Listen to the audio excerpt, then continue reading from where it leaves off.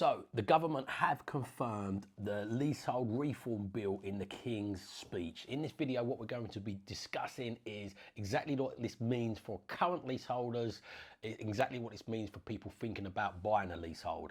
So one article already released in the news says the inclusion of the bill in the King's speech offers a glimmer of good news for 5 million homeowners who have bought a leasehold home only to find out that they're beholden to the whims of their true owners, which is the freehold. So look, if you don't understand what a leasehold is, I'm quickly explain what it is now. So basically, when you buy a flat, often there is some leasehold houses as well, but when you buy a flat, you do not, the person who owns the land with what the flat was built on owns the freehold. So what you do is you buy the lease of the flat off the freeholder, and this in previous years have been typically over 100 years. And as that freehold comes down lower, you have to then extend it. There's lots more other complications that are involved with being a leaseholder, like if you want to make any changes to the buildings, you never truly own the property, so if that lease runs out, it gets given back to the freeholder. There's massive costs involved with extending leases, and there's a lot of headache involved with extending leases. The laws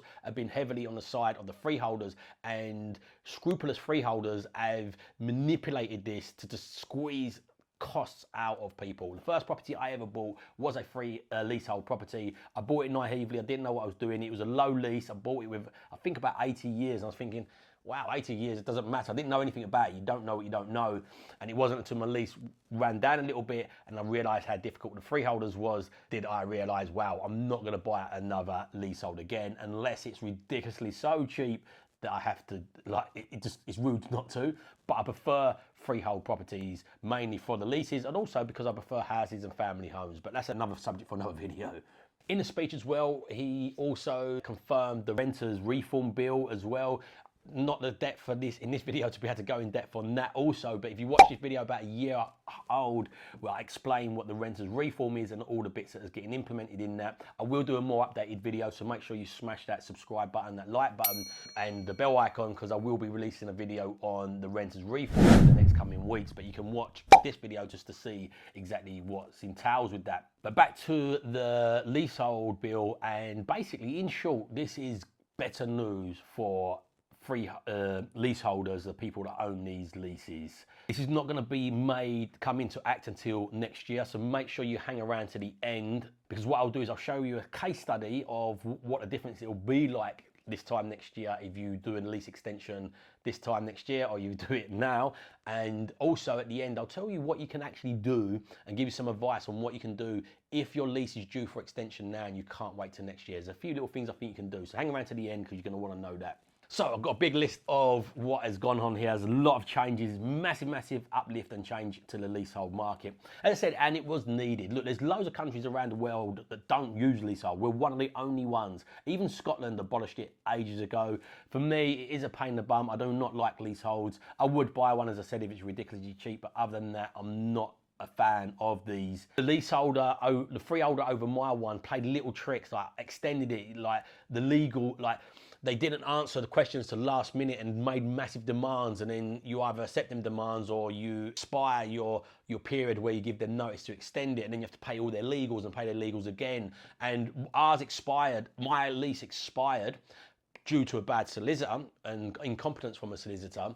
And I reached out to the freeholder and said, look, the solicitor's been incompetent, it's nothing to do with me, can we extend it? He's like, look, pay my fees, which was about £4,000. Pay my fees and we're not even going to talk about it until you pay the fees. Paid the fees and it was a straight no. I had to wait an extra year to reapply for the extension, which made the cost of the extension even more expensive, and I had to pay their fees in double. These are little tricks I was playing. And by the way, give credit where credit's due. There's loads of information out there on this. Go and check out a guy called James Nicholson. He's got a load of videos on this. This is the video I use to update myself to speed. I read a little bit of the news. I realised it's a big thing to go through. So credit where credit's due. James Nicholson has got loads of information around this, so you might want to go and check him out.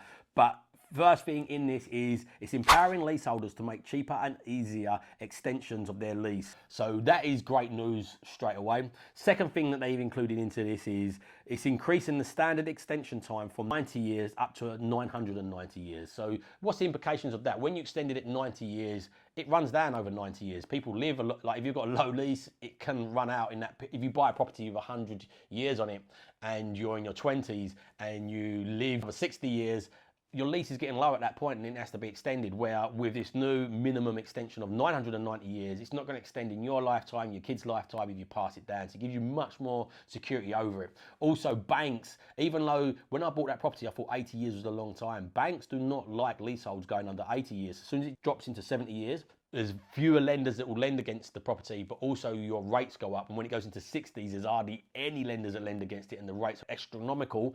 And then when it goes into the 50s, and there's no lenders that will lend against it. So these are the implications you had before. When I bought, I thought, it's fine, it's got 80 years on it. That's ages, but it's not, you know? So with this extension of 990 years, ultimately, you don't have to worry about that again when you re-extend it. They're planning ground rents to go to zero. Again, some of these scrupulous landlords, you read in the terms, and their ground rents was astronomical and really high. So they're going to zero.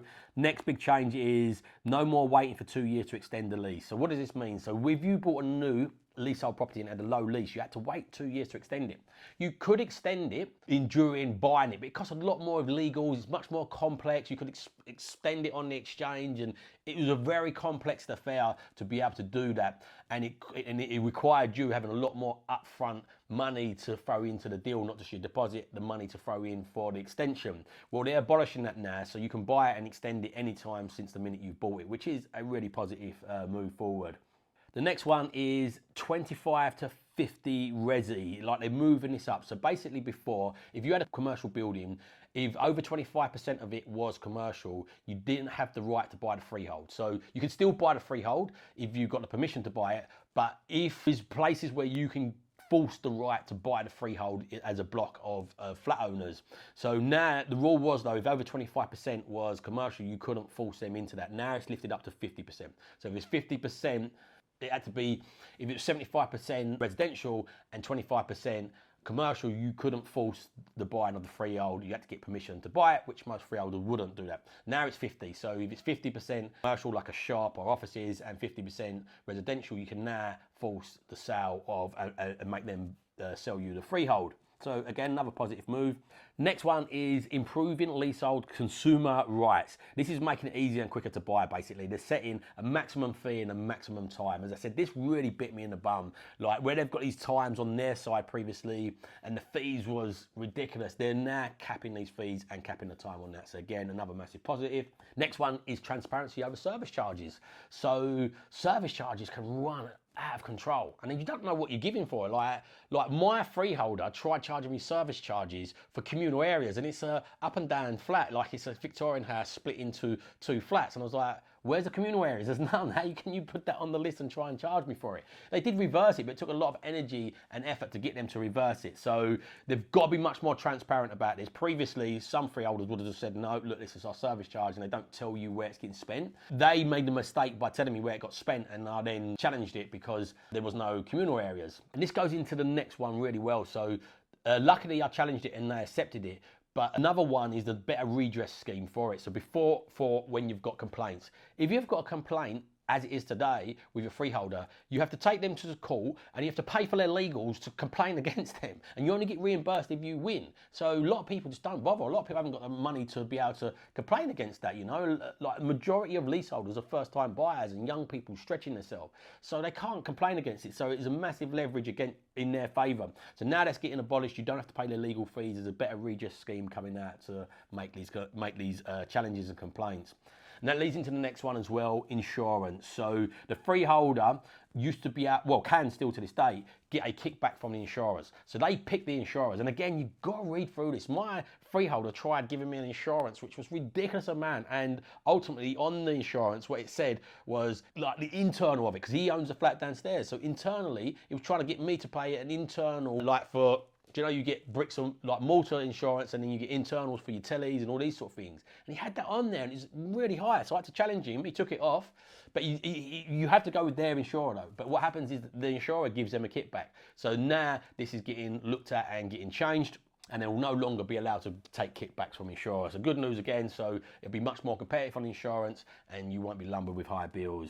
The next one is no more leasehold on houses going forward. So there is the odd house that is a leasehold. They're very rare, but the developer decides, I want to keep the land, I'm going to build the houses on there, so we're going to sell this as a a leasehold. It makes a little, I can't understand why you wouldn't own your building, what you've bought with a lease. It took me a while to get my head around that, but it made a little bit of sense when I thought about it. Like, somebody's got to own the land, somebody's got to be responsible for upkeeping the land, and there's got to be some sort of level of compensation for that responsibility and the effort it takes to upkeep it. So I kind of got my head around it being in a block of flats, because the communal areas, the externals, if the roof goes, somebody's got to be responsible for that. But with houses, it makes no sense. You can own the whole parcel, and yeah, it's just a unscrupulous thing that some developers done, I believe, to maximise more money and get an ongoing yearly cost. So that's abolished. Ground rent on new leaseholds is being abolished, as mentioned before, but it's not on existing. So we thought it might abolish it from the existing one. So